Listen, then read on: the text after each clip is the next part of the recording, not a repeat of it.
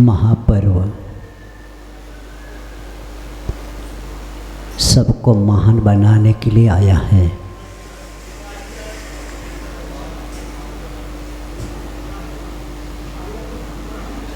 जीवन के विकास के लिए बहुत कम क्षण मिलते हैं हमें। पतन के क्षण पल पल मिलते रहते हैं, लेकिन विकास के क्षण बहुत पुण्य से मिलते हैं और उसी में ये 16 कर्म भावना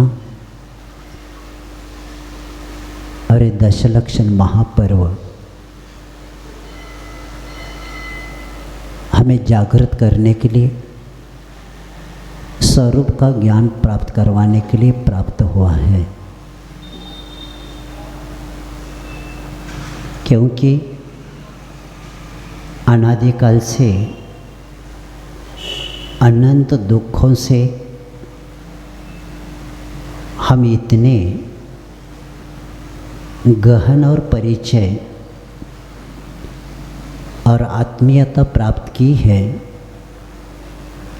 कि आनंद की कल्पना से भी सो रहे क्या?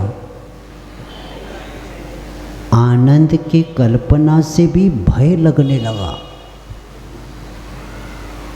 इतनी आत्मीयता कैसे हो गई? दुखों से हो गई। बाहर से हम इतने जुड़ गए हैं कि भीतर वाले पर विश्वास है ही नहीं। इतने जुड़े हैं, अब अंदर आने का भी भय लगने लगा और अंदर के ऊपर, भीतर के ऊपर विश्वास नहीं रहा।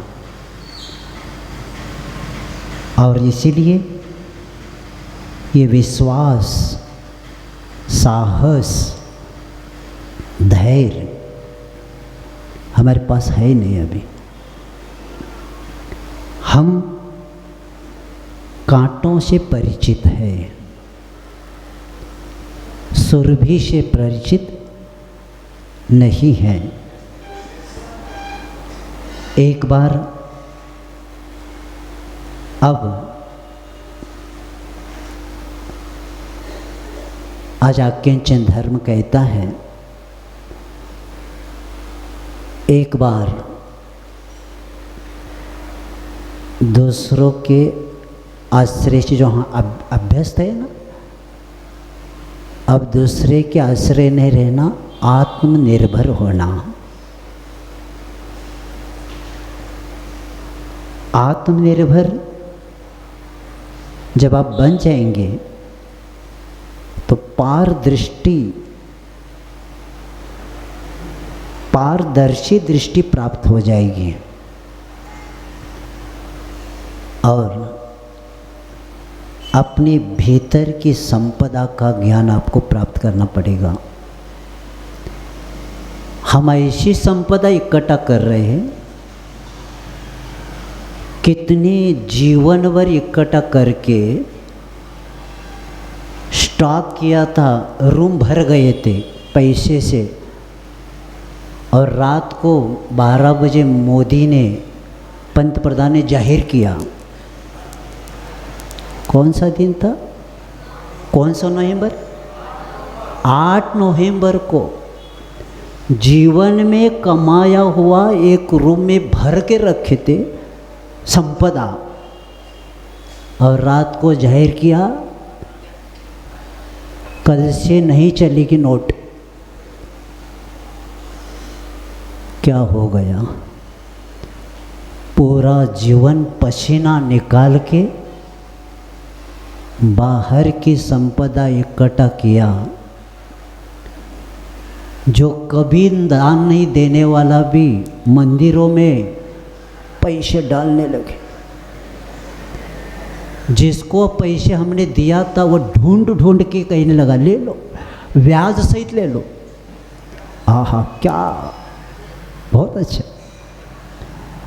भिखारी के पास 1 रुपये देना मुश्किल, 1000 रुपये नोट, 500 की नोट ले लो, क्योंकि कचरा पेटी में गाय भी खाने लगे उसको। ये संपदा, ऐसी संपदा नहीं चाहिए। हमारे भीतर की संपदा की जिज्ञासा होना चाहिए आज के अकिंचन के दिन की।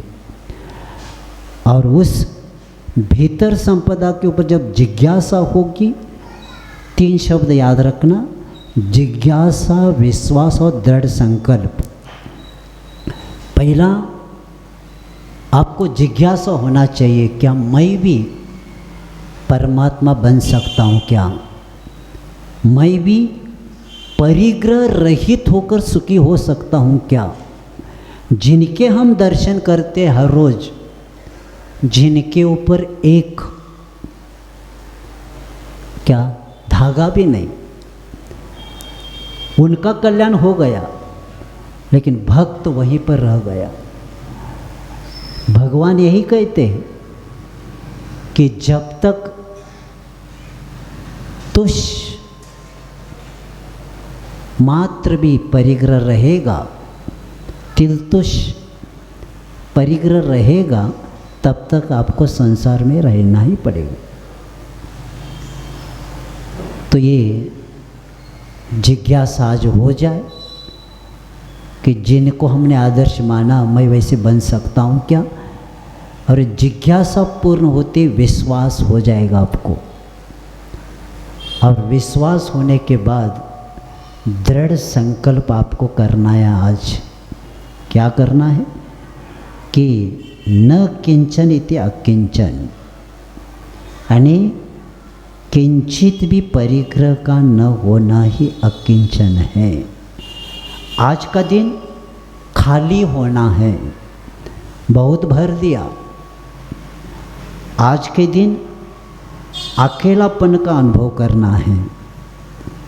आज का दिन रिक्तता, रिक्त स्थानों की पूर्ति करो, नहीं है आज रिक्त ही होना, तब जाकर हमारा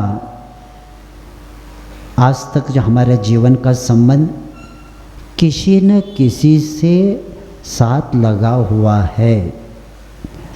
और लगाव हमारा थोड़ा सा भी अटैचमेंट जो बन रहा है, वही हमारे लिए खतरनाक है।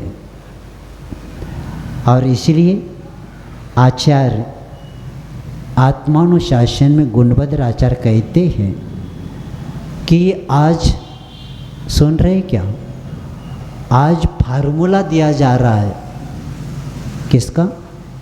परमात्मा बनने का। आपको चाहिए क्या?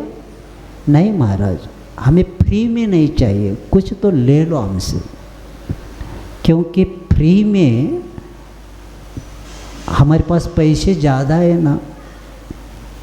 लेकिन भगवान की वाणी हमें फ्री में मिली है, इसलिए तो मूल्यांकन नहीं हो रहा है।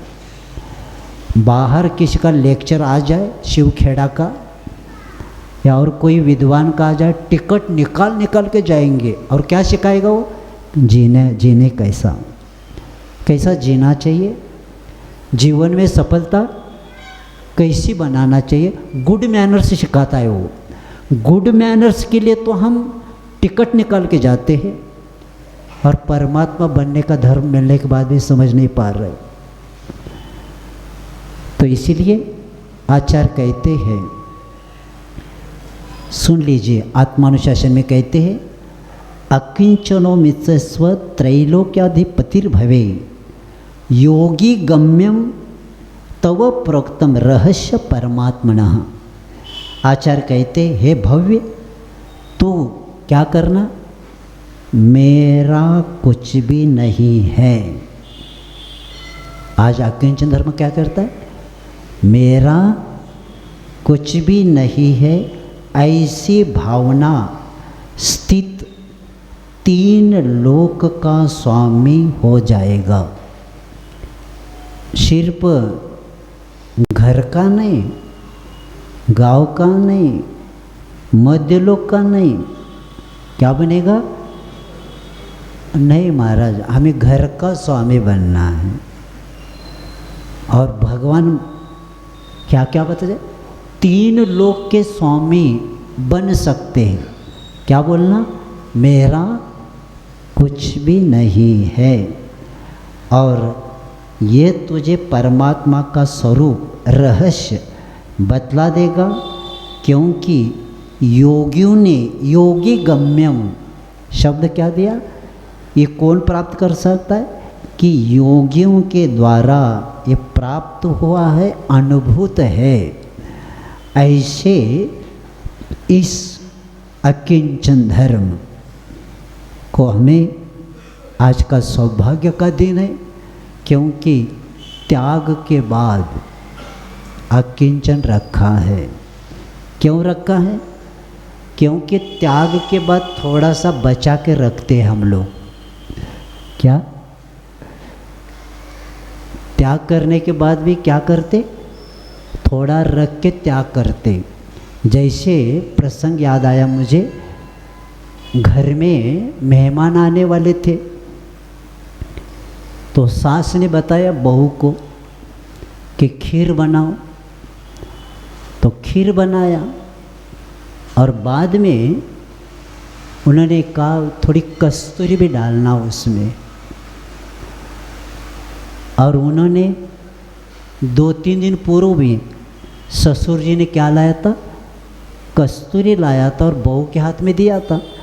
तो बहू ने एक डिब्बी में कस्तूरी रखी थी। तो उन्होंने क्या किया? खीर बनाने के बाद उसमें कस्तूरी भी डाल दिया। जब भोजन को बैठ गए तो खीर तो बहुत अच्छी थी, लेकिन दूसरा हिंगड़ा की थोड़ी सी क्या होती, गंध आने लगी। तो सास ने पूछा, बेटा ये क्या किया आपने? उन्हें क्या किया? ये आपने हिंगड़ा क्यों डाला? नहीं मम्मी जी, मैंने तो कस्तूरी डाला है। तो हिंगड़ा का गंध कहाँ से आई? तो कहती है मामा जी ने लाया था 2 दिन पूर्व, तो हमने एक डिब्बी में रखा था। लाओ वो डिब्बी। तो डिब्बी थी हिंगड़ा की, और हिंगड़ा की डिब्बी में रखा हुआ कस्तूरी, वो डालने की क्या हो गया? कस्तूरी, हिंगड़ा उसमें नहीं है, लेकिन कस्तूरी रखने के बाद वो यानी उस डिब्बे रखने वो क्या हो गया कि उसकी गंध उसको लग गई। तो इसीलिए हिंगड़ी की डब्बी खाली होते हुए भी थोड़ा सा गंध थी, उसके कारण कस्तूरी भी बिगड़ गया। उसी तरह आचार्य कहते हैं, इसलिए त्याग के बाद आकिंचन आया है। जो कुछ बचा कुचा है वो भी क्या हो जाए? निकल जाए। मुझे स्मरण में आता है आचार्य शांति सागर महाराज जी शिखर जी की यात्रा कर रहे थे। यात्रा करते करते जंगल का एरिया चल रहा था, और उसी में एक योगी साधक जंगल में साधना करने वाला व्यक्ति को पता चला एक दिगंबर महान साधु इस रोड से आ रहे हैं। तो वो व्यक्ति पहुंच गया, और जहाँ निवास करता था वो व्यक्ति योगी, वो पहला पहुंचकर कहता है कि आज आपके दर्शन हुए, परमहंस हैं आप बहुत बड़े त्यागी हैं, तो आपके दर्शन करके मेरा जीवन सफल हो गया। थोड़ा आगे आने के बाद कहते, महाराज जी यहाँ कुटिया है हमारी, कुटिया में आप थोड़ा सा आपके चरण पड़ जाए तो तो हमारी कुटिया तीर्थ बन जाएगा, क्योंकि चलते फिरते अब तीर्थ है। विनती किया जाता है। शांति सागर महाराज जी थोड़ा सुनते और आगे जा रहे, इतने में उनकी कुटिया आ गई। बार बार विनती कर रहे, इसलिए महाराज जी ने क्या कहा, थोड़ा सा साइड में था, शांति सागर महाराज जी उस कुटिया के पास गए। उन्होंने पाटा आदि रखा था, बैठ गए और उन्होंने कहा, ये हमारी कुटिया है महाराज जी, बहुत अच्छी है, बहुत अच्छा लगता है अपने को, साधना भी हमारी बहुत अच्छी होती है।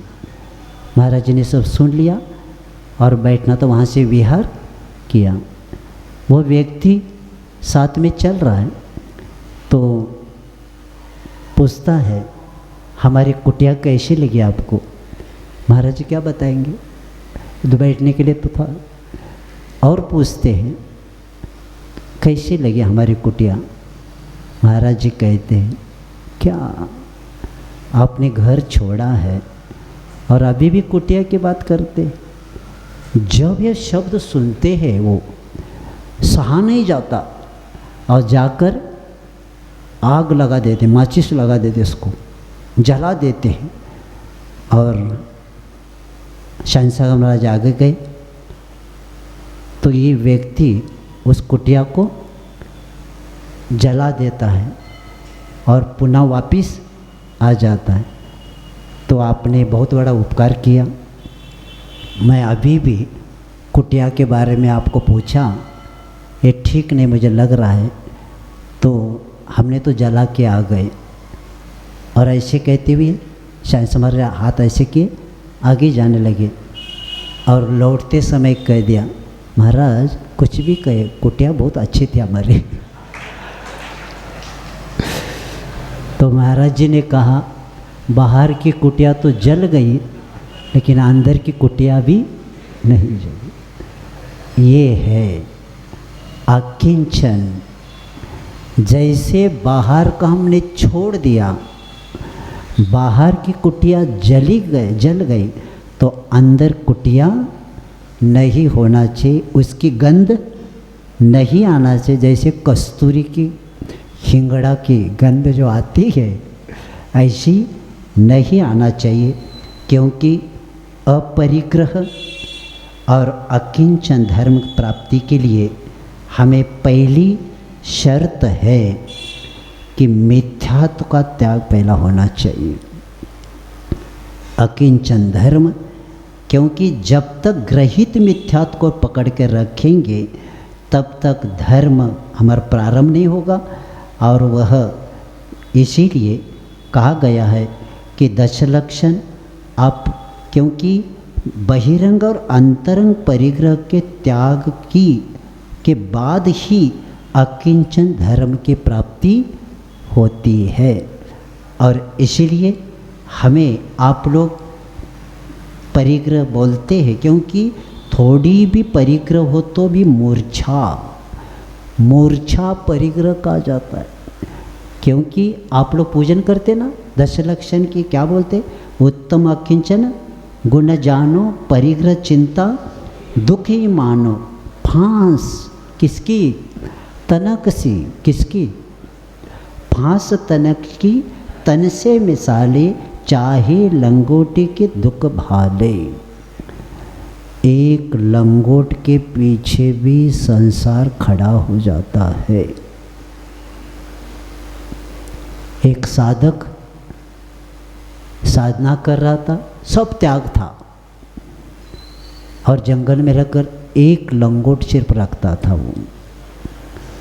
लेकिन जब ध्यान करते समय लंगोट निकाल के रखते थे तो उसके पीछे क्या हो गया, रात को चूहे आकर उसको खराब करने लगे। तो दूसरे तीसरे भक्त एक आ गए, उनको कह दिया, क्या बार बार लंगोट मांगना पड़ रहा है? तो कहते, महाराज चिंता नहीं करना, हम एक बिल्ली रख देते हैं, हमारे पास बहुत अच्छी एक बिल्ली है, तो आप ध्यान करते बैठना और हम उसको सामने बांध देते, वो कुछ नहीं करेगी, तो वो बिल्ली को रख देते। अब लंगोट तो सुरक्षित है, लेकिन बिल्ली आवाज़ करने लगी और उसके लिए क्या चाहिए? दूध चाहिए। तो दूसरे तीसरे दिन भक्त आ गया, उन्हें कहा भैया लंगोट तो ठीक है, लेकिन ये हमारे ध्यान में बाधा डाल रही है, ये आवाज़ करती रहते। तो उन्होंने कहा चिंता नहीं करना, दूध की व्यवस्था भी हमें गाय दे देते। तो गाय भी दे दिया। अब गाय आने के बाद अब उसको चराने के लिए कौन जाएगा? तो वो कहते 2 दिन तो दूध निकाला, लेकिन उसको चराएगा कौन? हाँ, एक महिला रख देते हम। तो क्या हो गया? एक लंगोट के पीछे धीरे धीरे बढ़ते बढ़ते स्त्री आ गई, और जहाँ स्त्री आ गई संसार प्रारंभ हो गया। एक लंगोट के पीछे भी। इसलिए शिवाजी महाराज जी के गुरु रामदास स्वामी, जिन्होंने जो लंगोट पहनते थे, लेकिन अंत समय में ध्यान के लिए उनको लंगोट छोड़ना ही पड़ा, तब जाकर समाधि को प्राप्त हुए हैं। इसलिए थोड़ा सा भी न किंचन इति अकिंचन, थोड़ा भी यानी कैसे? मक्खी देखा है? मक्खी अचानक बारिश आ जाए तो आप थोड़ा सा देख लेना, आप जिस घर में रहते या ऊपर रहते, एक मक्खी आकर अंदर गिर जाती है। अचानक बारिश आ जाए तो क्यों गिर गई? मन में कि उसके पंख के ऊपर एक छोटा सा पानी का बूंद था। तो वो क्या करती है मक्खी कि उस बूंद के कारण ऊपर उठ नहीं पाती, तो पीछे के पैर के द्वारा क्या करते? दोनों पंख नीचे से भी, आपने देखा ही नहीं, देखा है? अब देख लेना। तो क्या करते? अपने पैर के द्वारा सामने पंख का नीचे का और ऊपर का भाग क्या करते? पहला साफ कर देते, और साफ होने के बाद क्योंकि छोटी सी बूंद भी उस मक्खी के उड़ने के लिए बाधक बन गया, तब थोड़ा सा भी परिग्रह रख, यानी वह इतनी शक्ति होते हुए भी उसके पीछे उसको रुकना पड़ा। जब मक्खी उसको साफ कर लेती है तब वो क्या करती है? ऊपर उड़ जाती है। इसीलिए थोड़ा सा भी परिग्रह है तो हमारे आत्मा उत्थान को प्राप्त नहीं कर सकता, क्योंकि संपत्ति संग्रह करके हमारा भविष्य हम सुधारना चाहते हैं। प्रत्येक व्यक्ति संसारी क्या करना चाहता है? परिग्रह को इकट्ठा करते करते, संग्रह करते हुए चाहते हैं, लेकिन अकिंचन धर्म कहता है, क्या कहता है? कहाँ गए चक्री जन जीता भरत कंड सारा, सबको पाठ है। तो ये मंगतराय जी ने कहा, और कहाँ गए वह राम और लक्ष्मण जिन रावण मारा? कहाँ गया रंग महल षटखंड अधिपति भी? उनका संपत्ति कुछ काम का नहीं रहा। उनका 6 खंड था, और हमारा कितना खंड है? आपका घर क्या? आपका घर कितने खंड का है? घबराओ नहीं। चक्रवर्ती के कितने खंड के अधिपति थे?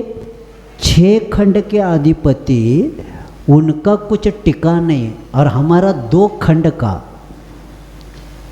एक अंदर का रूम भोजन का और बैठक रूम, और ये भी बारिश में कभी कभी टपकता है, बर्तन रखना पड़ता।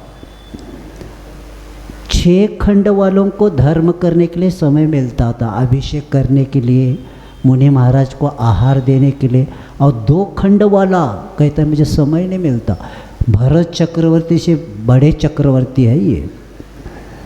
6 खंडपति वाला धर्म करता था, लेकिन उनका भी कुछ काम में संपत्ति काम में नहीं, इसलिए उनको भी क्या करना पड़ा, छोड़ना पड़ा। जब छठखंड अधिपति छोड़ सकता है लेकिन 2 खंड वाला नहीं छोड़ सकता। इसके लिए क्या चाहिए, पुरुषार्थ चाहिए। और उसके लिए न किंचन इति अकिंचन, मेरा कुछ भी नहीं, तब कायम होता है। और इसीलिए जो उन्नत, जो धनिक लोग हैं उनको सावधान किया जा रहा है कि अघा अपनी मौत से कोई बसर नहीं, सामान कितना 100 बरस का पल भर की खबर नहीं। हमने स्टॉक किया है कितने साल का, 100 साल का। और खबर, मैं ये गांव में शिविर ले रहा था और शिविर में संसार के आसार था बता रहा था। हमने बोलते बोलते सच बोला कि घर तक पहुंचने की गारंटी नहीं। और उसी दिन एक महिला बीच में अटैक आ गया। उन्होंने कहा महाराज ने पहला भविष्य बताया था, भविष्य का शास्त्र का बताया था। यानी घर तक पहुंचते क्या इसकी गारंटी है ही नहीं। पल भर का हमारे पास ये नया सामान कितना रखा है, 100 बरस का रखा है। और जो संग्रह करता है वो अपने भविष्य पर विश्वास नहीं रखता, इसलिए तो स्टॉक कर रहा है वो। क्योंकि कर्म सिद्धांत है, जो जिसको कितना भी रखो, आपका धन, आपका पुण्य हो तो काम में आने वाला है। क्योंकि संग्रह तो हुआ लेकिन भोग और नाश, ये 2 बातें हैं। कौन सा होता है, क्योंकि परिग्रह, आचार्य भावपौड़ में कहते हैं कि बहिरंग परिग्रह का त्याग होने के बाद ही अंतरंग परिग्रह का त्याग होता है, जैसे कल के प्रवचन में बताए थे।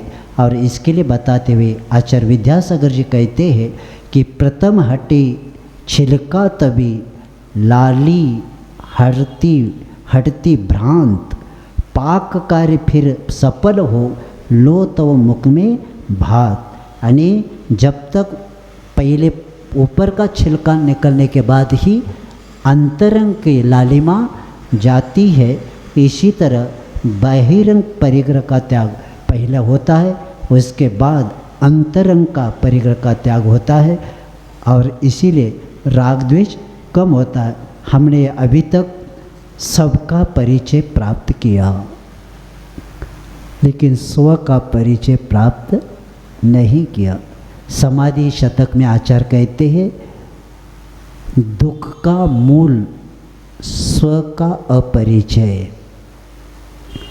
दुख का मूल क्या है, स्व का अपरिचय। यानी अपना परिचय प्रत्येक व्यक्ति मिलते कहाँ से आए। अब पहला एड्रेस मांगते थे, अभी एड्रेस नहीं मांगते। आपका नंबर क्या है, क्या कहते, आपका नंबर क्या है। अब दिगंबर अपना नंबर बताता क्या करता है, कौन है आप, कौन से जैन, घबराओ नहीं, दिगंबर जैन। और क्या करता है, नंबर देता है। क्योंकि दिगंबर को ड्रेस नहीं, और ड्रेस नहीं जो उसका एड्रेस भी है नहीं, तो भी आपका एड्रेस दिया जाता है नंबर के द्वारा। इसीलिए स्व का परिचय प्राप्त करना है और इसीलिए स्वाध्याय की ज़रूरत है। स्व का परिचय स्वाध्याय के बिना नहीं होता और स्वाध्याय के बिना ज्ञान वृद्धि नहीं होती और ज्ञान वृद्धि के बिना जीवन का लक्ष्य नहीं बनता और बनते ही हमारा परिग्रह वैराग्य हो जाएगा। स्वाध्याय से ज्ञान वृद्धि, ज्ञान वृद्धि से वैराग, वैराग होने से परिग्रह कम, कषाय का निग्रह और इसी के द्वारा वह उत्कृष्ट वैराग के कारण आगे जाकर शाश्वत सुख को यानी चित्त का नियंत्रण कर सकता है। परिग्रह कर्म होवे बिना चित्त का नियंत्रण नहीं होता, क्योंकि चित्त का नियंत्रण होना ही निरहित आना और निरहित आना ही वह व्यक्ति बाहरी पदार्थ से दूर होना। ये सिर्फ जैन धर्म नहीं कहता, मैंने योग वाशिष्ठ में देखा, वशिष्ठ ऋषि लिखते हैं कि रामचंद्र जी के मुख के शब्द है। कौन सा शास्त्र में? हिंदू शास्त्र योग वाशिष्ठ, उसमें लिखा है कि रामचंद्र जी क्या कहते? ना हम रामो न में वांछा। बहुत अच्छा है। ना हम रामो ना में वांछा, विशेष न में मन। मैं राम नहीं हूँ, मेरा विषयों में मन नहीं, तो क्या करना चाहते? शांत मिच्छामि, यानी शांतस्मास्त मिच्छामि, मैं शांत बनना चाहता हूँ। और शांत बनने क्या बनना चाहते? तो कहते हैं स्वात्म में जिनो यथा, जैसे आत्मस्थ जिनेंद्र देव बने हैं वैसे मुझे भी बनना है। इसीलिए रामचंद्र जी अंत में दिगंबर दीक्षा लेके कहाँ से मोक्ष गए? महाराष्ट्र में मांगी तुंगी से राम हनु सुग्रीव गव गवा के नील महानील, कितनी कोटि? 99 कोटि, ऐसा कुछ आता है। तो इतने लोगों ने कहाँ से मुक्ति प्राप्त किया? मांगी तुंगे से। तो अंत में जैन दर्शन के अनुसार अंत में क्या किया? जो जैन दर्शन में बताया कि दिगंबर बन के तपस्या करके मोक्ष गए, वही बात यहाँ आई है कि मैं कब क्या बनूं? शांत बनूं। और कैसे? मैं जिनेंद्र भगवान जैसे बनना चाहता हूँ। इसका मतलब है मैं दिगंबर बन के मोक्ष को प्राप्त करना चाहता हूँ। तो ऐसे वे प्रत्येक धर्म में इसको स्वीकारा है, क्योंकि मोक्ष के लिए रत्नत्रय ही अनिवार्य है। दिगंबरत्व के बिना मुक्ति की प्राप्ति नहीं होती, क्योंकि दुनिया के सारे संबंध के बीच में क्या होना पड़ता है? मैं अकेला हूँ। जब तक ये शब्द नहीं आएगा, यही भाव करना ही, मैं अकेला हूँ, यही भाव करना अकिंचन धर्म का सूचक है। और इसीलिए हमें, आप बोलते ना, आप अकेलो अवतरे मरे अकेलो होय, यूँ कब इस जीव को साथी सगा न कोई साथी सगा नहीं। पड़ोस वालों को घर वाले या घर वाले बैठे तो पूछ लो कब तक साथ देंगे? वो कहती है दरवाजा तक देंगे। लड़का कब तक साथ देगा? स्मशान तक देगा। लेकिन अकेले आए हैं, अकेले जाना पड़ेगा। इसलिए आचार्य महाराज इस भावना को बताते हुए क्या कहा मालूम है? अब अकेला अवतरे नहीं। क्या आचार्य कह रहे थे? अब अकेला अब तरे, अवतरे नहीं। आप अकेला अब तरे। अब अपने को क्या करना है? अवतरे नहीं, अब तरे, यानी अपने को तरना है। क्योंकि यही प्रवृत्ति को देखकर कहे शीक कुरु करुणाधार कहा गया है। और इसलिए हम हमारे आत्मा के बारे में दृष्टि हो जाए, 5 मिनट के लिए भी अपनी ओर देखने का कला आ जाए, तो विशेष माना जाएगा कि आत्मचिंतन हो जाए तो हमें अकेलापन का अनुभव कर सकते। क्योंकि नहीं तो ऐसा हो जाएगा, जब आँख खुली, जब आँख खुली सपना गया, जब आँख खुली सपना गया, जब आँख मिची अपना गया।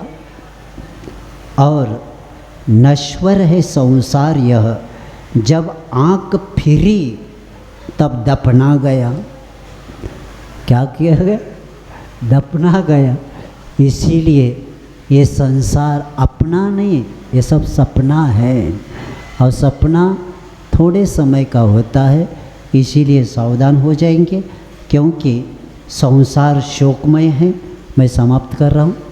संसार शोकमय है, जीवन भोगमय है और शरीर रोगमय है और संबंध ये सब हम बैठे हैं ये वियोगमय है। नियम से वियोग हमारा तो निर्वाण तक है, आपका कब तक है मुझे पता नहीं। तो ये सब संसार वियोगमय है और साधना ही उपयोगमय है। तो हम हमारे जीवन में साधना करके अकिंचन धर्म को प्राप्त करके बस परमात्मा बनने का फार्मूला आचार्य आत्मानुशासन में कहते हैं कि आज का दिन इतना ही हो जाए, मेरा कुछ भी नहीं है। अहिंसा परम धर्म की